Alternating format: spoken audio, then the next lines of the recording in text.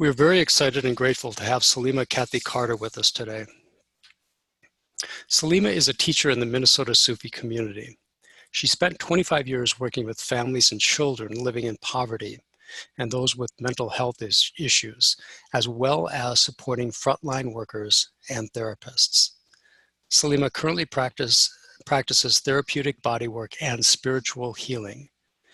She also holds a Master's of Clinical Social Work. Her teaching today is being of deeper service, from doing and giving to receiving and responding. Salima, welcome, and thank you for being with us today. Thank you, and you'll have to forgive me, those who are out in TV land, hello. I'm not always sure at what camera to look at because we have some screens over to the side, and we also have several people here at the center, so if it feels like I'm not directly connecting with you, my apologies, and also feel free to let me know. And being a Salima, I tend to have a more quiet voice, and the more in I go, the more quiet it gets, so please help me, everybody, remember to speak up if necessary. But anyway, welcome again. So wonderful to be with all of you, to be with this really important topic. If we look at what's happening in the world today, there's more and more need to really bring and be a container and to allow the light to flow to the world. There's such need and deep crying, and it's a big topic, and it can sometimes feel overwhelming to sit with it and to know how to be with service, and that's okay. We're here to explore that today, to let our hearts be however they are, and to see what Allah makes for us. So we're going to begin with our normal opening prayers. We're going to have some time for experiential, as well as I tend to be a more interactive teacher, so you'll probably find me hopping up and writing on the flip chart at different points and asking you to contribute if you're willing to do that. And so for those online, you're also welcome to do that at any time. Okay, so let's go ahead and drop in and connect our hearts even more deeply with each other, and especially with God, with Allah. A'udhu billahi minash shaitanir rajeem. Bismillahir rahmanir rahim. Alhamdulillahi rabbil alameen. Ar-Rahman ar-Rahim. Maliki yawmiddin. Iyyaka na'budu wa iyyaka nasta'in. Ihdina as-siratal mustaqim. Siratal ladhina an'amta alayhim. Ghayril maghdubi alayhim waladdallin. Amen. And then we'll do the invocation of the prophets. La ilaha illallah. La ilaha illallah. La ilaha illallah. Muhammadin Rasulullah.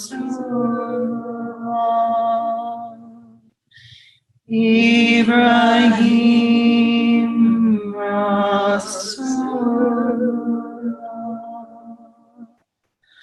Musa Rasulullah.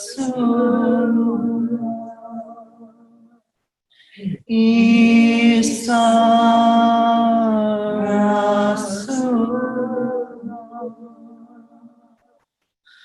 alayhi salatu.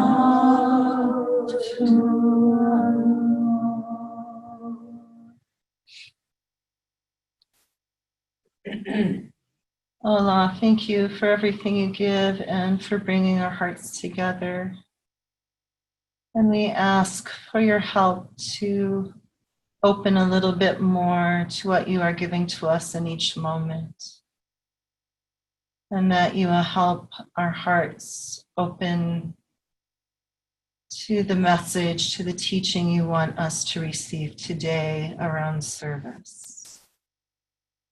Help us to let go a little bit more of those things that keep us from receiving, that keep us from believing we are separate from you. And we are in such need, Allah, for everything you do give. Thank you. Amen. Amen.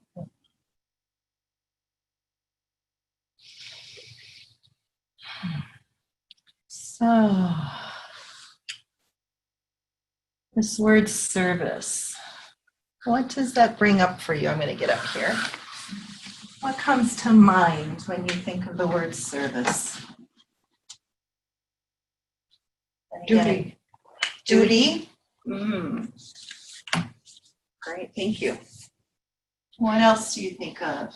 And people online, feel free to join in. Sharing your gifts. Sharing gifts.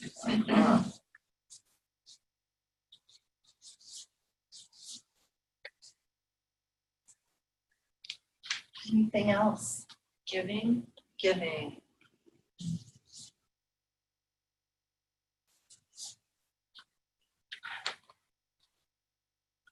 Two things. One is love of Allah, and the other one is excellence.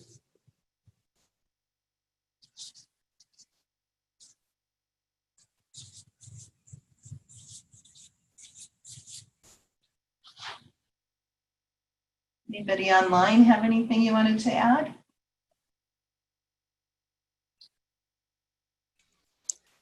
If anybody who's online wants to speak, just go ahead and unmute yourself and talk. I'm not going to have you raise hands. So we've got a small enough group that we can do it that way. So just feel free to go ahead and do it if you want to do it.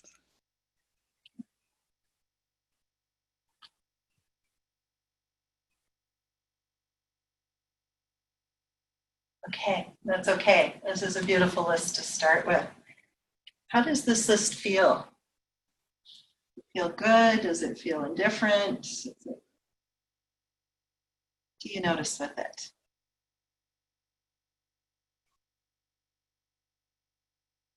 Feels very bright. Feels bright.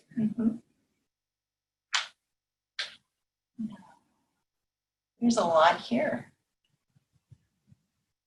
A lot for us to continue to sit with and be with, because again, this is a very, very broad topic. It can encompass a lot of things. Does anybody here want to be of deeper service in the world? Yes. Okay, everybody's hands here are raised. I'm assuming out there as well. Anybody feel at times overwhelmed about being of service or knowing how to do it? Yeah, me too. I've been, what's been really important to me for most of my life is to be of service in some way or somehow. And I feel like I'm just starting to get to the tip of the iceberg about what that means and how to hold that. And so there's so many different ways and reasons to be of service, and it's sometimes hard to get clear about that. So what I'd like to do next is help us to go in and have an experience of service. And we're going to ask Allah to help guide us to a time, to a place, perhaps very early in our lives, when we were one of the first memories of being of service. So if you can allow yourself to go in and notice that.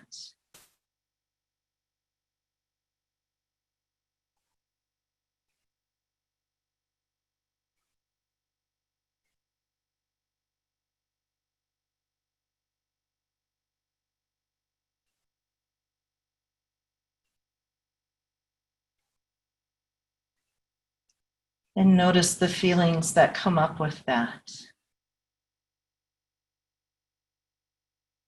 Whatever they may be.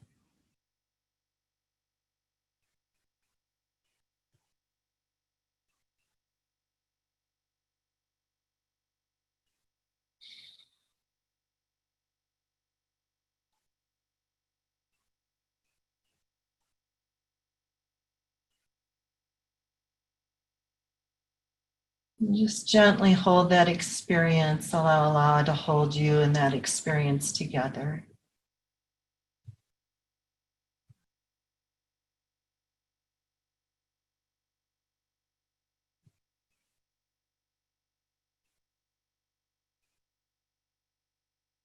There may be some information here that will help you with being of deeper service.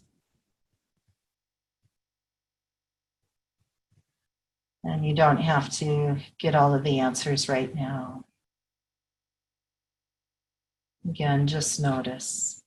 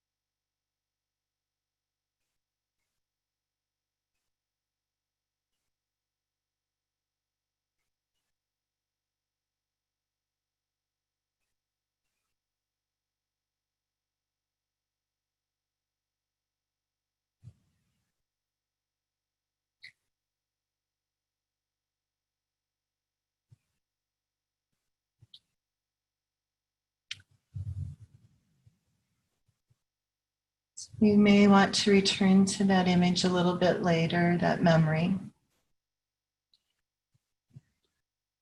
As I sat with that, for me, what came in was the memory of being very young. I think I was about 7 years old. And I think, I don't remember all of the details, but I think school had let out and I was going to walk home. And on the sidewalk outside of the school, as all of the kids were shuffling by, was a younger kid, about a kindergartner age. And he was crying and sobbing his eyes out. And all of these big kids were walking by and completely ignoring it. And I'm 7 and I'm thinking, I don't know what to do. And what are the big kids, what's going on here? I don't understand. But something in my heart said that I needed to do something to respond to this little guy. And I was feeling, first of all, a very shy kid. And I was feeling like I'm going to stand out, or I'm going to, everybody else is ignoring it. I might be doing something wrong or going against the grain. And then it's going to create some kind of trouble for me in some way. And yet my heart kept saying, go. And so I did. And I have no clue what he was crying about anymore. I don't remember, but something very deep was touching his heart and he was in very deep need. And I remember, I don't know what to do for him. I can't do anything for him. But what came through was to go and find somebody who could help. And so we walked together to find that person. And things settled down and he was okay. And the teaching for me in that, what's come up since with it is, and it's been a strong walking my whole life, is to be able to go against the grain and what everybody else is doing and still hold that pole and have that open heart, and not let it close down and ignore what's going on in front of me. The second piece of it is remembering who to really go to for the help, which now I know is God, but at the time it was a grown-up to get the help. And so it's something that Allah, again, keeps just bringing back to time and time again. And so hopefully I'm getting a little stronger and a little stronger with that over time. So very powerful thing for me. And I'd be curious if anybody else wanted to share what came up for you. And it's okay if not. And again, anyone online. So, Well, one of the things that came up for me is that distinguishes service from work is that most people expect to get paid for doing work. mhm, But service is just a free offering from the heart for somebody else. And like I'm thinking this weekend, I probably spent 6 or 7 hours out on my land cleaning up the barn where my son has been staying.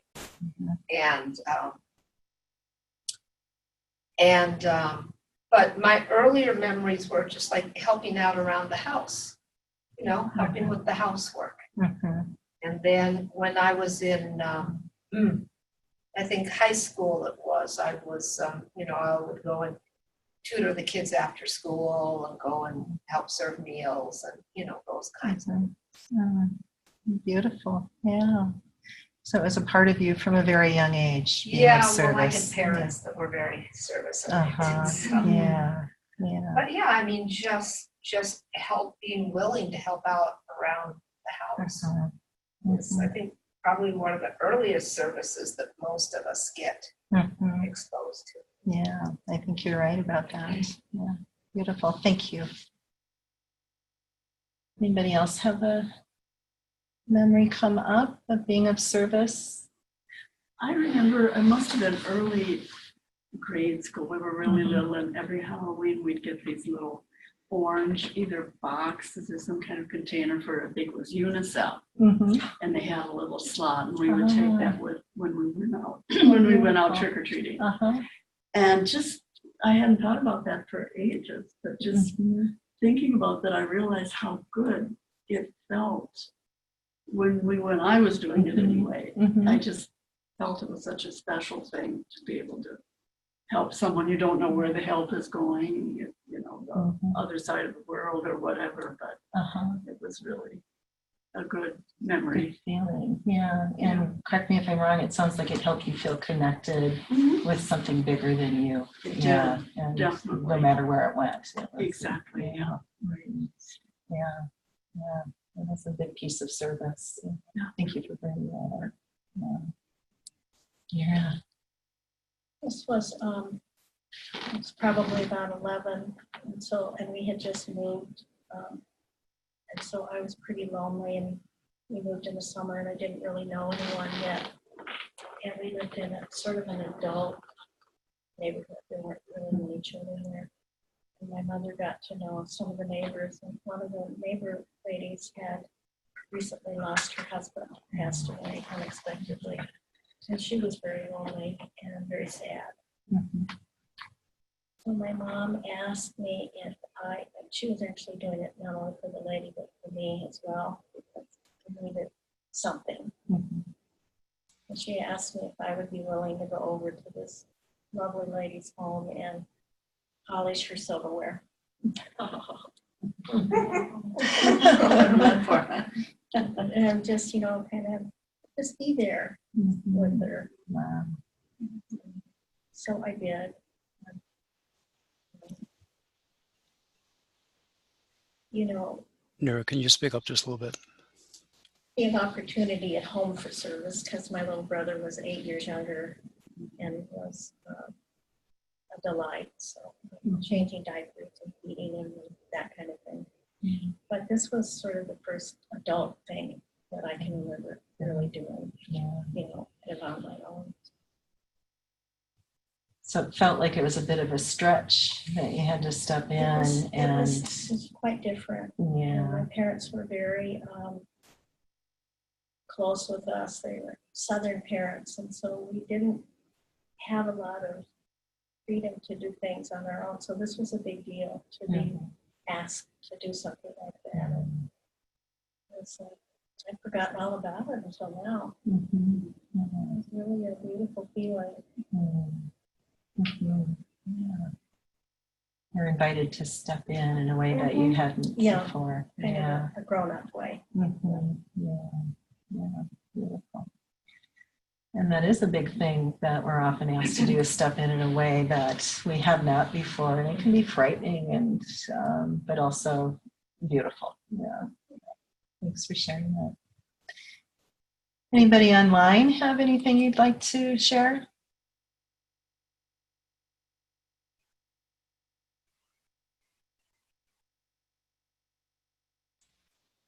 Again, if you want, just unmute yourself. If you're on a phone, hit *6.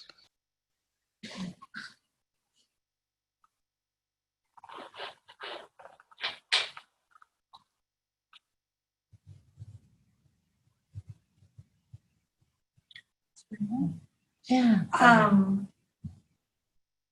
Would there be any space to say that it was difficult in the beginning for me? Yeah. Is there any room for absolutely. everybody's got such positive. I don't. Yeah. I don't have positive. I don't either. I don't, and I will be very minimal about sharing that. Mm-hmm. And try to bring the essence of it. The essence is that I spent a lot of time alone. My parents, like many other parents, certainly wasn't unique.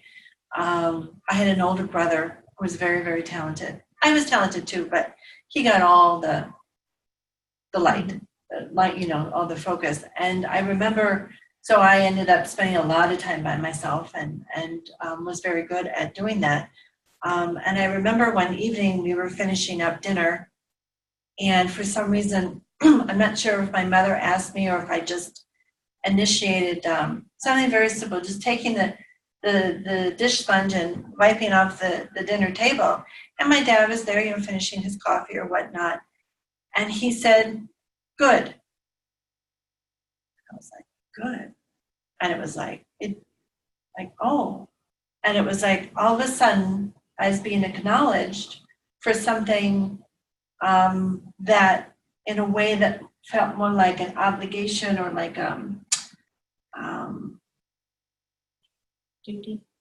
yeah, like quote unquote women's work, quote unquote. Mm-hmm. And it didn't feel good to me. Yeah.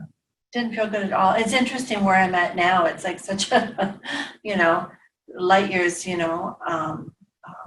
I've come an incredibly long way, but and I remember others' experiences getting into more significant relationships where I was expected to do something that I didn't even know how to do, but that I was expected to do it. And by me not knowing how, it was like, well, then there was something wrong with me. And so that doesn't feel good. So that doesn't give you a lot of motivation. Right. To go and do that. And it just, lastly, I would just say it wasn't until maybe college that I had a beautiful opening and the light started to come in and then work with that. But yeah, it can be very difficult sometimes, Yeah. Mm-hmm. Thank you for bringing that up, because it's a beautiful segue into our next piece of talking about it. But yes, it can be painful. Because when we feel like we're put into a role that we're not ready for or not expecting or that really isn't us, it can be quite painful, right? And if it's expected that we do it, for sure. Because then it's not true service, right? In that regard, yeah. And many of us have had that experience probably in roles at work, right? Where we wanted to be of service, but there were definite expectations and standards and things that just didn't resonate with our hearts. And so that can be really painful for us. And so then it becomes not giving from this wide open space and what hopefully God is sending through us, but we're having to measure up, we're having to force ourselves to do something. And that's very depleting. Has anybody been there before? I have. I see everybody's hands being raised up. Yeah. And then either we get shut down and we just get in the same old mode, or we become resentful and nothing works for us, or lots of different things. And these are the places that, thank you for bringing this up, because these are the places that we need to sit with and be with. Because then our service is not coming freely, right? It's not flowing from our hearts. And so these places really need lots of mercy, lots of healing. And oftentimes they go back to very, very young. We just may not remember them, but they come from a very, very young time for most of us. What feel like expectations. And so that's part of the process for us, is getting clear on where's our service coming from. Is it coming from these old expectations, these old beliefs that we're hanging on to? Is it feeling more wide open? And for most of us, we're going to have a whole range. Okay. We're going to have parts of us that feel resentment about service at times. We're going to have parts of us that feel very open and wonderful about it, and everything in between. And know that that's normal. That's okay. It's not one thing or the other. They're all together, all are being held at the same time. Thing for us, again, is getting clear about what's there, what's behind our service. And sometimes it's things that seem really positive. Sometimes it's we're of service because it makes us feel better. And that's not a bad thing. And it may not be the deepest service that we can be, because we're still doing something, right? And trying to make something happen, or we're trying to make something better for somebody else, or we're trying to correct a wrong, or, there's lots of different things that may be going on for us with that. And again, none of it's bad. It's all fine. It's all beautiful. And we still want to go a little bit deeper. We want to move to that next step. And so there are a few steps that I look at with this. And Allah, let me just feel into a moment if Allah wants us to go there next. I think we're going to wait on that. I'm going to wait just a little bit on that.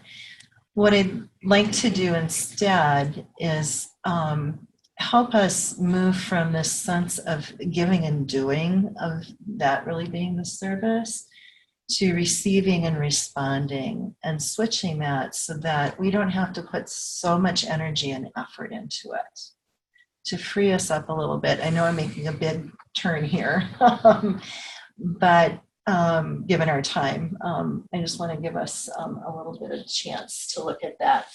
So what I'm going to do is read something from Sidi. And this is from The Secret of the Love of God. And for me, this hits home what service can be about. We may not be here yet, and that's okay.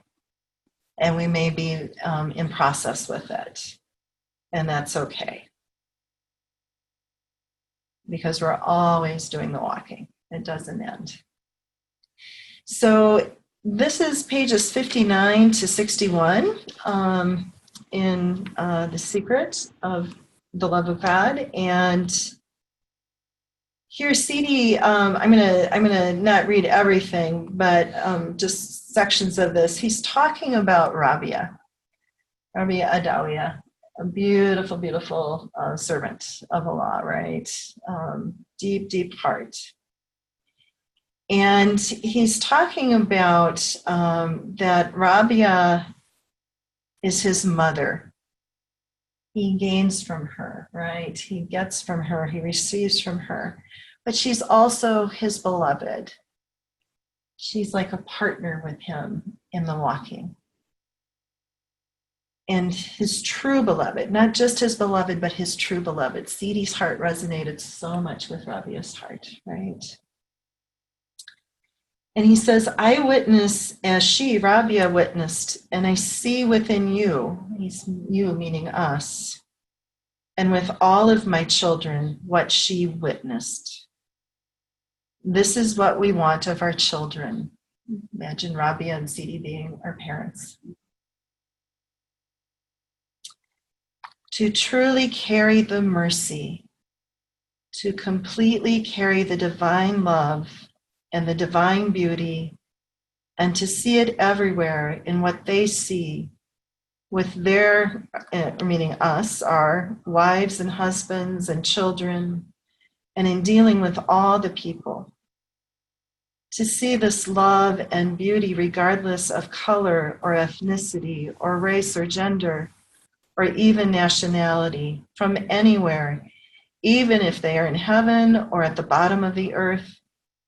This is the divine transmission through which the people of the true Sufism live. We're not doing much doing there, are we? Right? It's the transmission.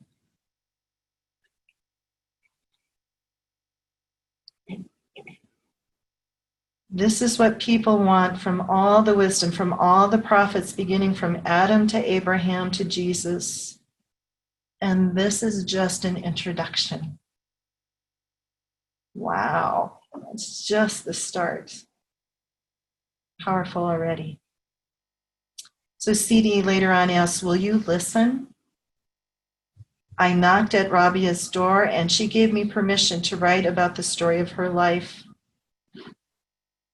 And I sang the song of her story, and I wrote this from the tears that poured out of my heart and spirit. And I spoke with the tongue of the lovers who have passion. And I have the great honor to carry this song and dance with you. The song of peace and love and mercy. Not only to sing and dance for myself, but for all of you.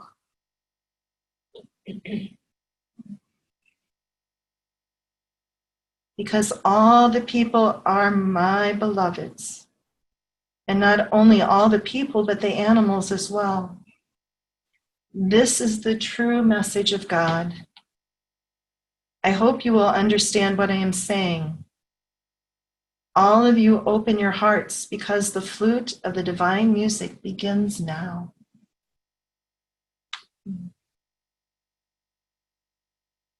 I'm just going to pause here for a moment and let us take that in a little bit more.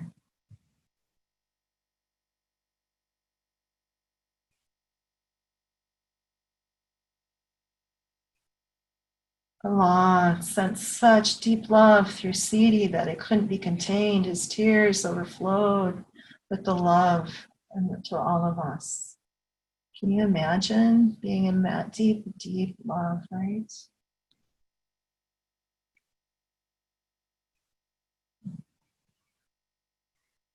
That song of peace and love and mercy.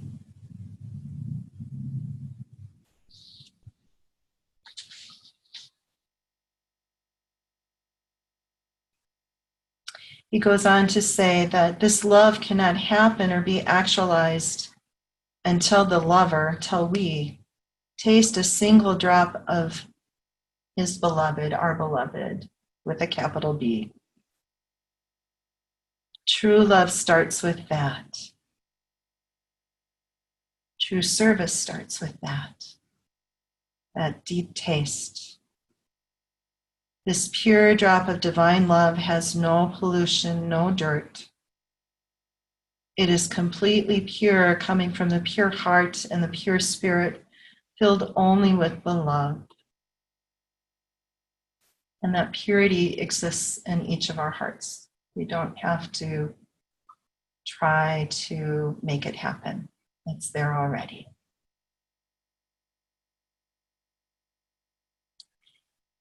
This tiny drop makes the lover absent because it is the divine wine. This divine wine makes the lover absent from everything except the beloved. How could you not listen to the voice of the beloved after that?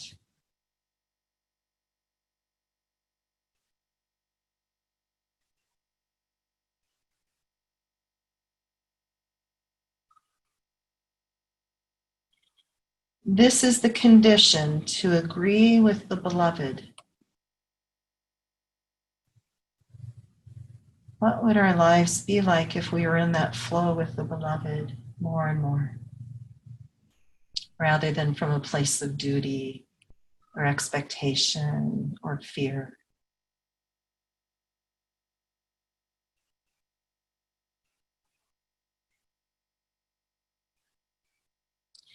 This is the beginning of the promise. This is the meaning of the promise you gave, of the pledge you gave to begin walking towards the greatest beloved, Allah. So he's talking about the bayat. Not everyone gives this covenant, and some people take the promise, but they do not actualize it. They do not realize its meaning and believe in it. This is why I ask for the renewal of the promise time and time again. Because I want the lover, I want you, us, to be able to taste a drop of this divine love and stay in this ocean and remain in the world of the manifestation of the divine beauty and the divine love. So Siddhi's saying, my beloved, just come over and over again. It's okay. Keep tasting, keep drinking this in. It's here for you. It's the same well, the ocean that Siddhi was drinking from that allowed his love, the peace, the mercy, Allah's love, peace, mercy to overflow, flow through him to all of us, to all of creation.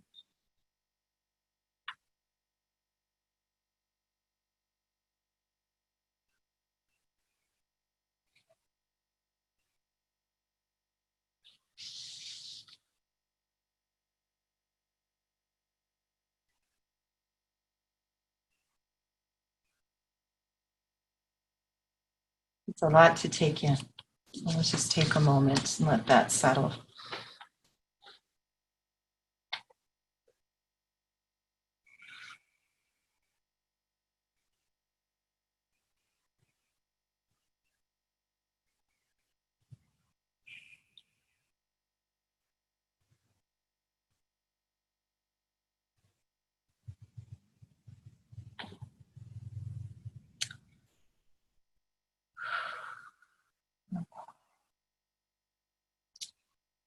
And this is so beautiful. He goes on to talk about Rabia. And she says, my master and protector, referring to God, this person came to my door and could not find anything to take from me. So I have left them standing at your door. Please do not deprive them of your reward and favor. So in those times, those moments when we feel like we have nothing to offer, nothing to give, nothing to do, what if we just said to Allah, here's your beloved. You know, I don't know. Allow them to stand at your door. How would that feel? How would that be different than how we might be of service at this time in our lives?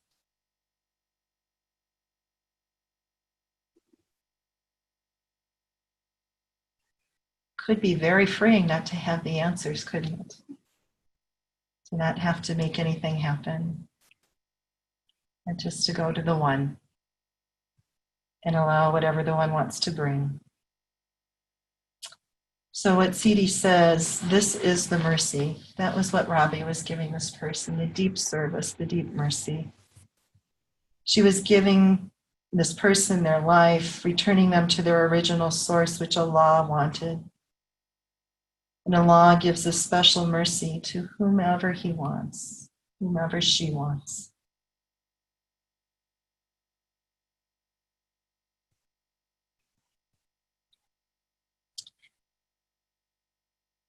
Very different way of being.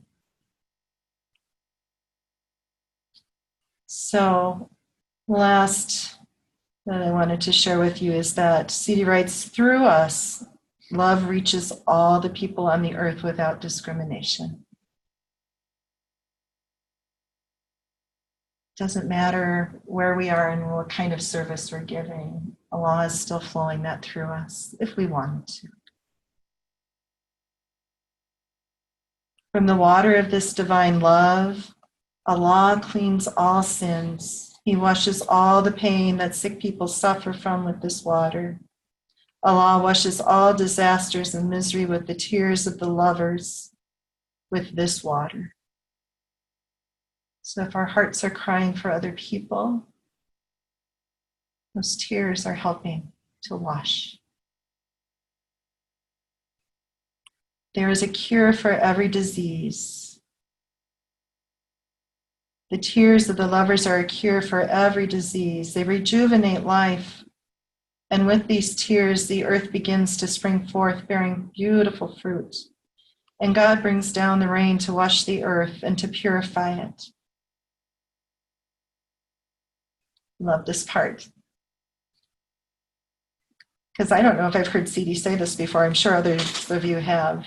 He says, "Congratulations to everyone who walks this walk."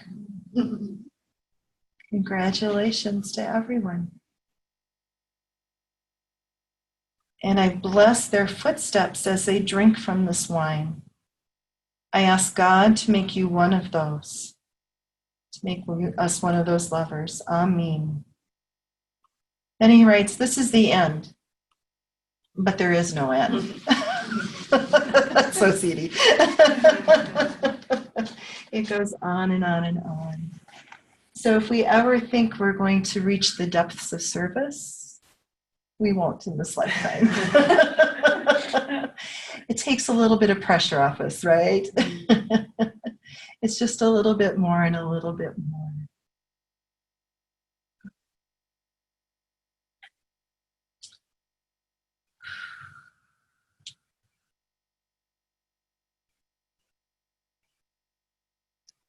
So that's the way of being in service through receiving. That makes sense? How does that feel, resonate with your hearts? For those online, there's heads nodding here and shaking yes. Yeah. It's a very, very different way. It's one I wish I would have known so many years ago. Yeah. And I didn't. That was the walking. This is the walking for me. And I'm still not there, right? None of us are. It's not the end yet. I don't know if it will ever be. So the last thing I wanted to say about, and again, we're just touching the surface, but that we might want to consider sitting with a little more deeply is, who are we really being of service to in the world? Who is really coming to us? And there's a great saint by the name of Catherine of Siena, who lived, I think, in about the she was a little bit later. I think she was 14 or 1500s. And she was really well known for people coming to her for help and for healing and for counsel. And there were days she didn't know what to do. She didn't know how to be. And then there were days that she was very clear about who she was serving. So I'm going to read you a poem of hers. It's called A Peasant Before a King. If I did not understand the glory and sufferings of the human heart, I would not speak before its holiness. Like a peasant called before a great king when all of his court is assembled, and actually she's talking about God's court being assembled. That is how I stand before every woman and man, as if I were in front of God. How is it that God seeks our counsel whenever a voice or face asks of us?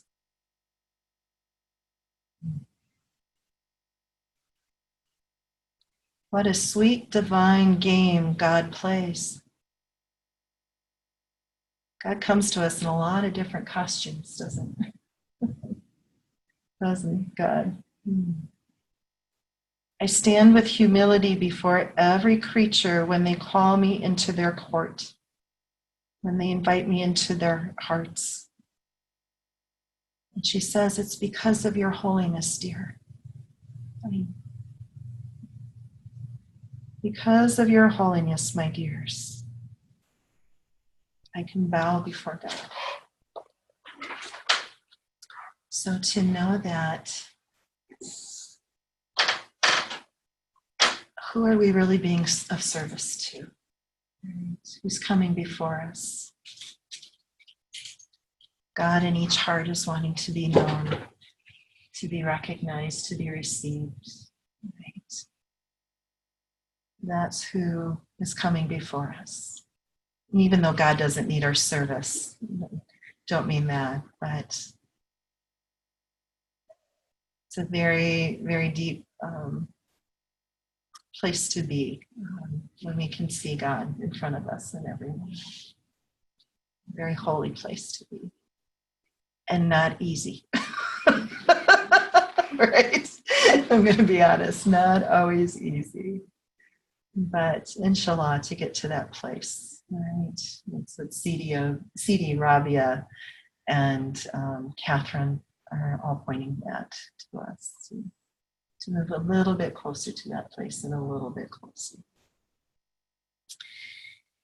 So, as I mentioned a little bit ago before we went into Sidi's writings, there's just a few things for us to keep in mind as maybe some next steps for us as we sit with being of deeper service. One is that, instead of moving just from a place of wanting to do and wanting to give, is really being deeply connected with Allah as much as we can in each moment. We're never going to do it perfectly. We're never going to do it all the way, but just as deeply as we can in each moment. And to taste that drop of the love, right? To remember that drop of the love that Sidi was talking about in his writing. Because that's going to allow our hearts to receive what they need. And then it doesn't come so much from us, the service, it's coming through us. Right. The second piece is to have the great humility and honesty of recognizing that there are parts of me that are giving service, maybe not out of the purest reasons, and there are parts that are. Right. And to allow all of those parts to be held by Allah and to do the healing work around each of those parts. And then we have to practice. We have to step out a little bit, right? And we don't have to, as we talked about earlier, it doesn't have to be huge ways. Maybe it's just I'm of service to my family. For me, tell a story on myself. And this is just a small one, but so Salam, you mentioned cleaning house and doing chores is one of the ways we first learned to be of service. And I remember being very little and wanting to help my mom with polishing the furniture, and she would show me how. And that was great until I became a teenager. Whoops. Is there something? No, sorry. There was just a noise on the microphone. Yeah. So as I became a teenager, it became a burden, and it was something I felt like I was being used. Anybody else feel like that? Right. I was not being of service. It was out of sheer just. I was going to get in trouble if I didn't do it, and sometimes I didn't. And then many years ago, my dad passed away, and I moved back to the town where I grew up to be with my mom, and we shared a house. Guess what was there? The same furniture I polished as a kid. Oh my goodness. So what's eventually coming over time, and I was polishing away. Oh, I hate this. I don't want to do this anymore. Why can't you get rid of stuff? And Allah has shifted that for me so that, not that sometimes that still doesn't creep in, but it's like, oh, thank goodness, what an amazing thing that I can just be with Allah and allow this cleaning to happen and just flow through it and be in remembrance and be grateful for my mom for teaching me how. It's still in process, but it's coming along. So anyway, thank you for indulging me. So more and more it's becoming, it is the service that the love is flowing through. And I can ask Allah to please send the angels to even clean it even a little deeper. So it's a special place for my mom and my family to be, and whoever visits. So it's been a real gift. So anyway, yeah. So then, yes, so then we have to practice and get polished over and over and over and over again in doing it. Because again, each time it's going to be different. We're going to learn something new. And we're never going to be able to do it perfectly. And actually, that's part of being of deep service, is not being perfect. Only Allah can provide what's needed for each person. So I think we'll end there and open up. I know we just have a few minutes left, but if there are any questions, I'd be happy to take those, or any comments from anyone. Yeah. I think one thing that kept coming up for me at the end was also the part that I've started to learn recently a little bit more about is when is being in the place of humility when others are being of service to us. And when we're in a place of neediness, or when I'm in a place of neediness. So being on the flip side. Yeah. And the depth of humility that takes. Yeah. I'm still learning. Yeah. And the anger that comes up when I can't be the one to serve. Yeah, thank you for bringing that up. That's a really huge piece. Yeah. Was there anything else you wanted to say with that? Yeah. Right. So there is another side to it, is allowing ourselves to be, to receive the service. And it puts us in a vulnerable place. We don't like, at least me, I'll speak for myself, don't want to be vulnerable and needy, right? Yeah. It's a difficult thing for our nafs to grasp and let go of, because for many of us, we're brought up with needing to be strong, needing to muster through, and whatever it may be. And it does take great humility, and it can make us even better servants, even more compassionate servants in the end. Thank you for being honest and bringing that up, having the humility to bring it up. Yeah.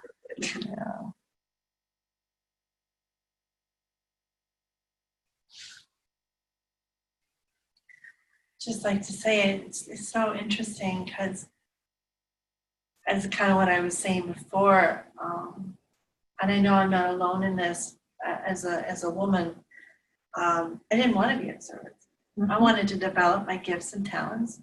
I wanted to go to school. I wanted to, and it wasn't even about like accomplishing. It's like Allah gave me some very beautiful things, and I wanted to develop it. And it was interesting. I always sort of felt like, and I'm sure this is what was going on in the inner as well, is that mujahada, that pull, oh no, this is what women do, and what, and just like how that would mirror. So then somebody would always show up my life and be kind of the saboteur, the mirror of the saboteur that was going on within myself. And so it was a really, really hard struggle. And for me, and I think in some ways to resolve that, I wouldn't be able to have been of great service to my father for all these years. And to when I said the love of Allah and excellence, I really, really mean it. It's through the love of Allah that helped me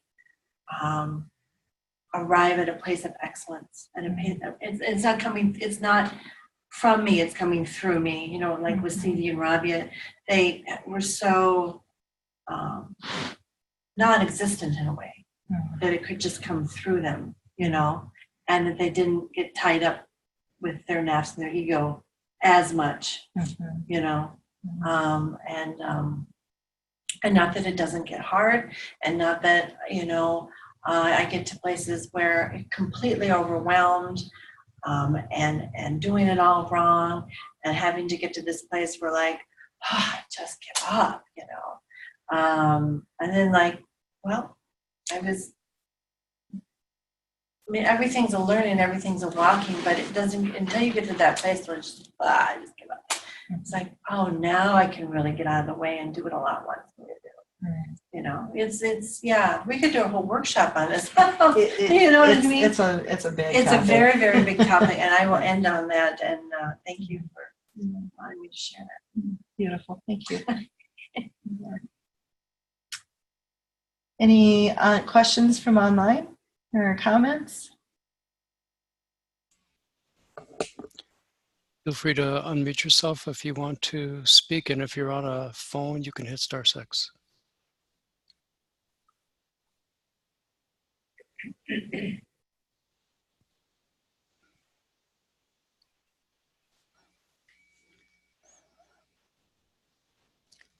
It appears not at this time. I think we have a quiet group.